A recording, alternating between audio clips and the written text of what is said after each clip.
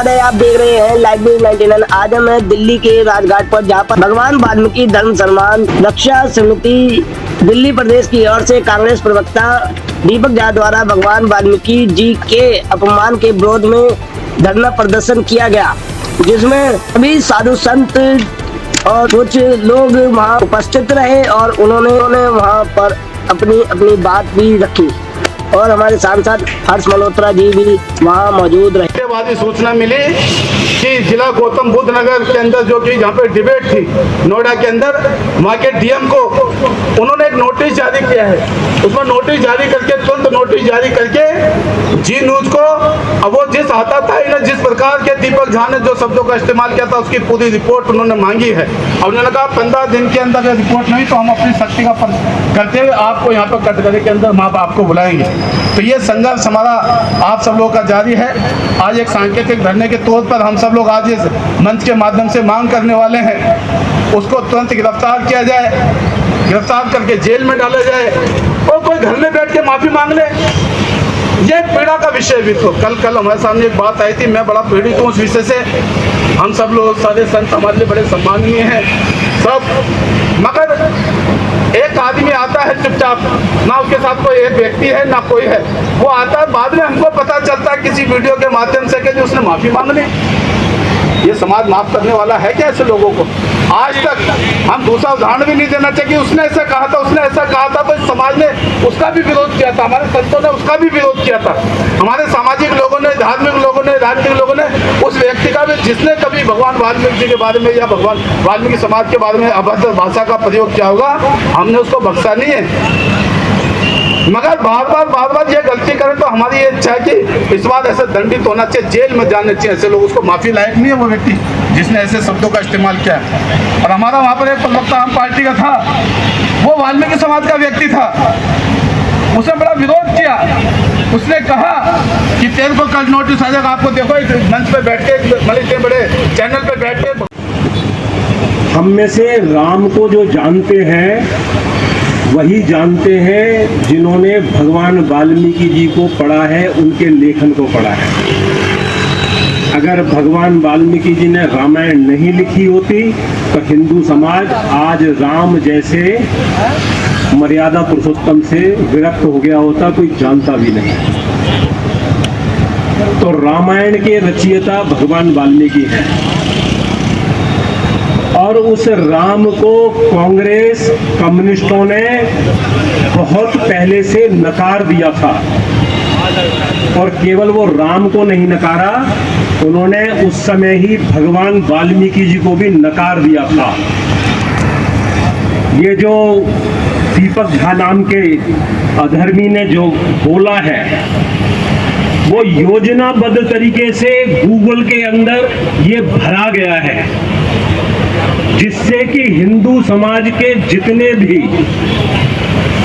सम्मानीय आदरणीय मान बिंदु हैं उनको अपमानित किया जा सके, और अपमानित ही नहीं किया जा सके, उनको इस तरीके से कहा जा सके कि हिंदू समाज अपनी गर्दन ना उठा सके।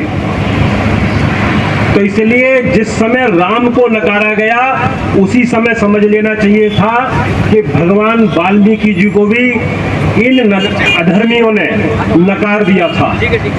इसलिए जो ये 4 जुलाई की घटना हुई है उसने हमें एक मौका दिया है जगने का। दीपक झा बहुत छोटा चेहरा है,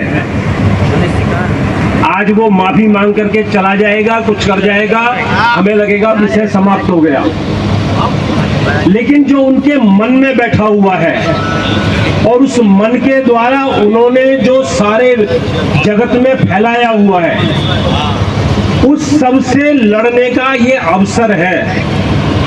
हम सब मिलकर के इस सारे विषय को सारे समाज में आगे बढ़ाएं। और ये भगवान वाल्मीकि जी का विषय नहीं है, ये इस हिंदू समाज के अस्तित्व की लड़ाई है। कि आप लोग भारत में रहते हैं, जो मानता है हम भारत में रहते हैं एक बार हाथ खड़ा करके तो बताएं। पक्की बात है भारत में रहते सभी सनातनी हैं, और जितने लोग इधर उपस्थित हैं ये दम भरते हैं कि हम लोग कमजोर हैं या शक्तिशाली हैं। शक्तिशाली है। जो अपने आप को शक्तिशाली मानता है हाथ खड़ा करके बताए। शक्तिशाली हैं, तो दीपक झा की हिम्मत कैसे हो गई भगवान महर्षि वाल्मीकि के बारे में अशब्द कहने की।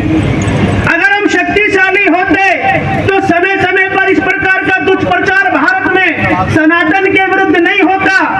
या तो सामने वाला हमें कमजोर मानता है या हम कमजोर पड़ गए। मैं ये बता देना चाहता हूं, इस पूरे संसार में राम नाम की ज्योत को प्रकट करने वाले भगवान महर्षि वाल्मीकि हम सब उनके पुत्र हैं, बेटे हैं।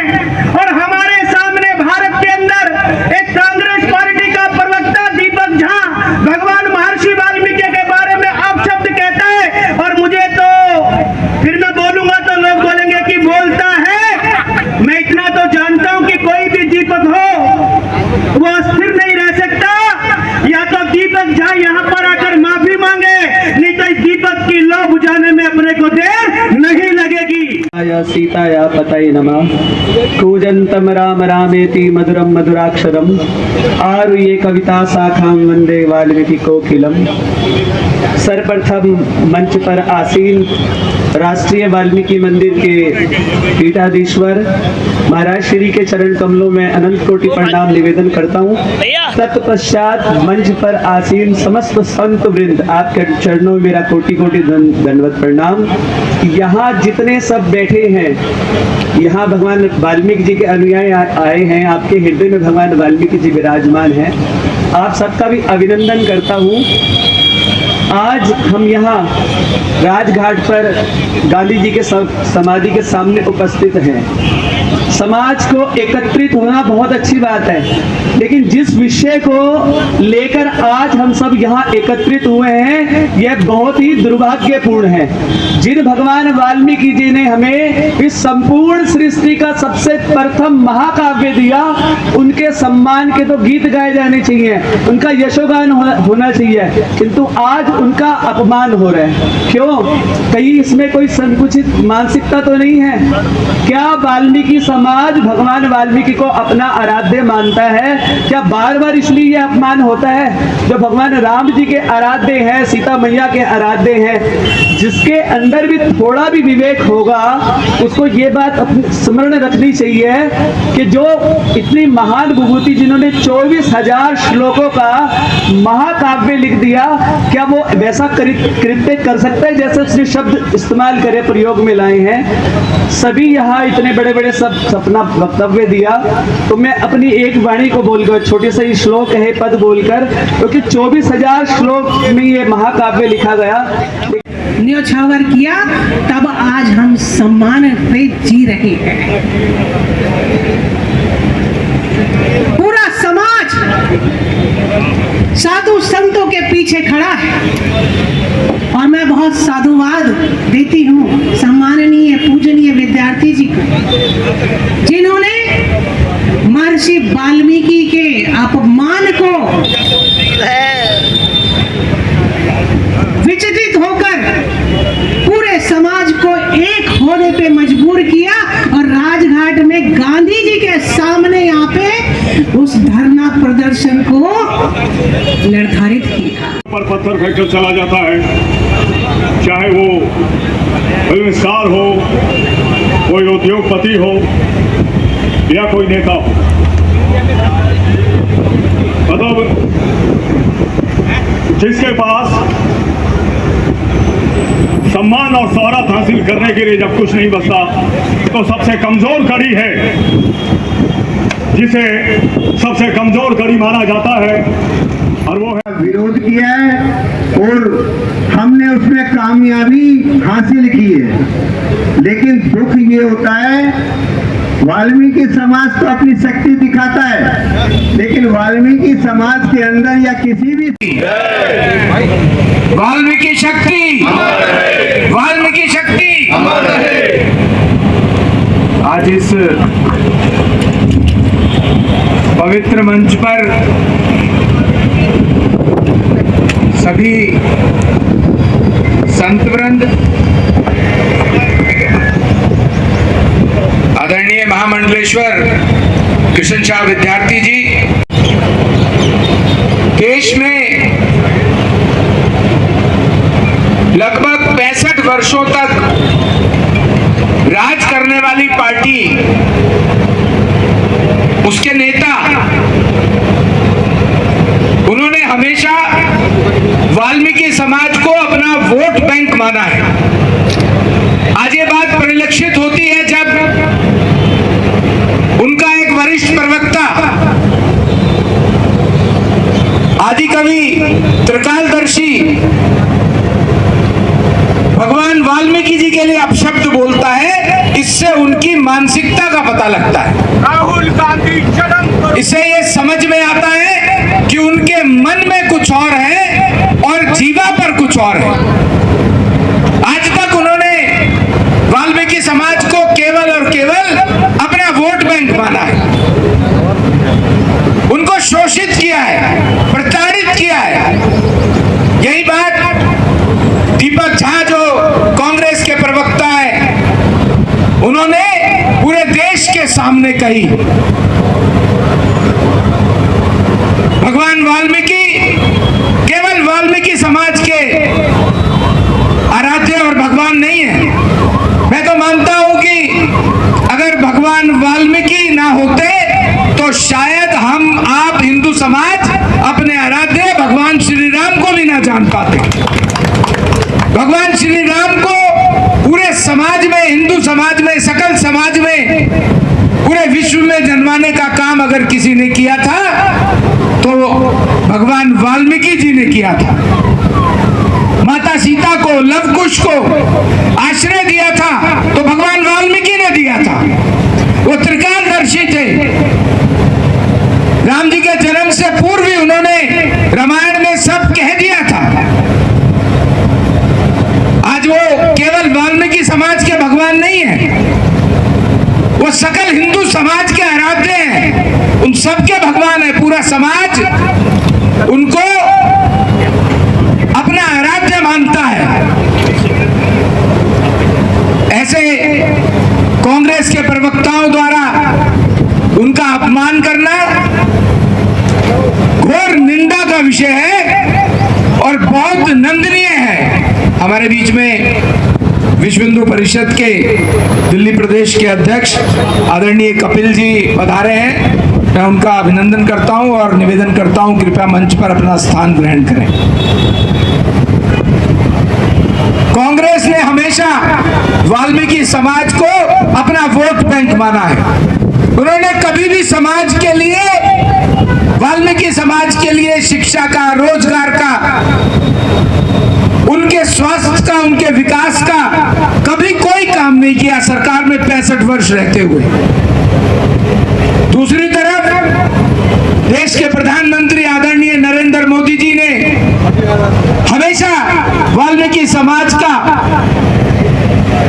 सम्मान किया। कुंभ के मेले के बाद 20,000 से अधिक जो हमारे सफाई कर्मचारी भाई बहन वहां पर सेवा दे रहे थे, उनकी सेवा का सम्मान करते हुए प्रधानमंत्री नरेंद्र मोदी जी ने उनके चरण तक पखारे।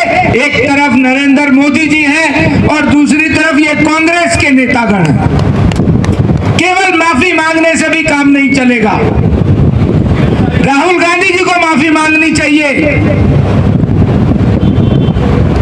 देश में इतना बड़ा अपमान वाल्मीकि भगवान का, त्रिकालदर्शी भगवान का उनके नेता द्वारा किया जाता है। उनको राहुल गांधी को माफी मांगनी चाहिए। सकल समाज से, वाल्मीकि समाज से, भगवान वाल्मीकि जी से माफी मांगनी चाहिए उन्हें। एक तरफ कांग्रेस का यह आचरण है, दूसरी तरफ प्रधानमंत्री नरेंद्र मोदी जी ने 370 संविधान की धारा हटा के, 35 से हटा करके जम्मू कश्मीर को एक तरफ भारत में पूर्ण रूप से विलय भी कराया, लेकिन उसका सबसे बड़ा लाभ, जिसकी चिंता प्रधानमंत्री जी नरेंद्र मोदी जी को थी कि जम्मू कश्मीर में आरक्षण नहीं था। 5 अगस्त 2019 से पहले 370 हटा करके उन्होंने वहां के अनुसूचित जाति समाज को, वाल्मीकि समाज को आरक्षण दिया, जो कि आजादी के 70 वर्षों तक जम्मू कश्मीर में हमारे वाल्मीकि बहनों भाइयों को जम्मू कश्मीर में नहीं मिलता था। यह पाप भी कांग्रेस ने किया और इसका समाधान किया तो देश के प्रधानमंत्री नरेंद्र मोदी जी ने किया। इन दोनों का आचरण साफ स्पष्ट नजर आता है।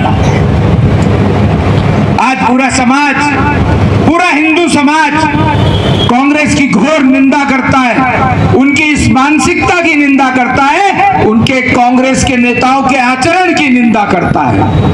वो हमेशा से ही भगवान वाल्मीकि जी का अपमान नहीं सहेगा हिंदुस्तान, भगवान वाल्मीकि जी का अपमान नहीं सहेगा हिंदुस्तान। बोलिए भगवान राम की जय, भगवान वाल्मीकि जी की, भगवान वाल्मीकि जी की जय। और आगे क्या कार्रवाई कांग्रेस के वरिष्ठ प्रवक्ता दीपक झा ने जिस तरह से न केवल वाल्मीकि समाज की बल्कि सकल हिंदू समाज के आराध्य भगवान वाल्मीकि जी के लिए अपशब्द कहे हैं, बहुत निंदनीय है। आज यह वाल्मीकि समाज ने सांकेतिक धरना दिया है कांग्रेस को ये बताने के लिए कि उन्होंने आजादी से लेकर के 65 वर्षों तक, जब तक उनका राज रहा है, वाल्मीकि समाज को केवल और केवल वोट बैंक माना है।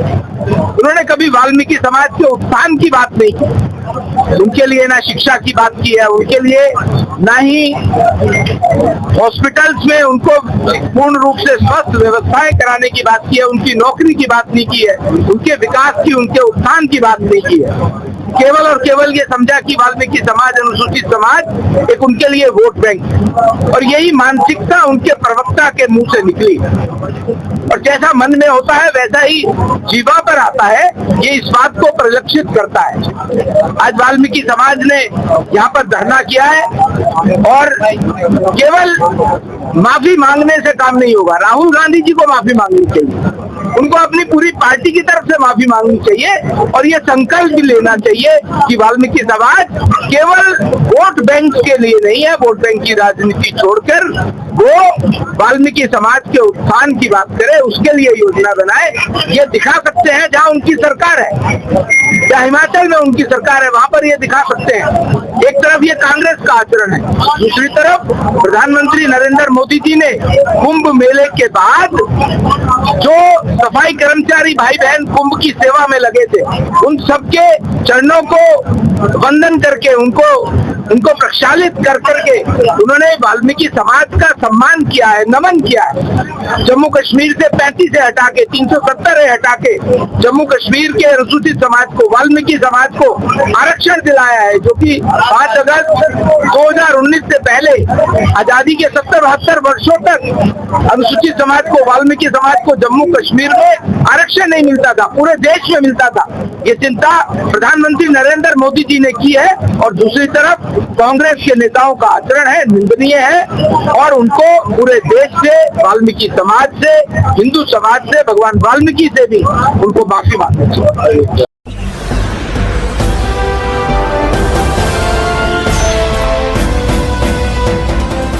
आप देख रहे हैं लाइव न्यूज 99 राष्ट्र सबसे पहले।